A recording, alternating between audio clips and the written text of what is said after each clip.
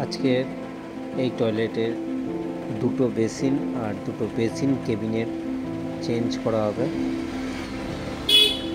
এই কেবিনেটগুলো নষ্ট হয়ে গেছিলো, এগুলো খুলে নেওয়া হচ্ছে এবং সমস্ত ফিটিংগুলো, কল,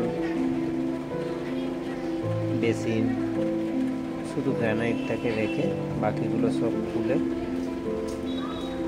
রাখা হলো। তারপর কেবিনেটটা ঢোকানোর পর বেসিনগুলো নতুন করে সেটিং করে সেন্সার সিস্টেম, কল, জল চেক করে আমরা রেডি করে নিয়েছি। টয়লেটটা এতটা বড়, এটা অপোজিট সাইডে 3টে বেসিন আছে, তার এই সাইডের যে বেসিনগুলো আছে এগুলো হচ্ছে সেন্সার সিস্টেম কল, জাস্ট হাত দিলেই জল পড়বে।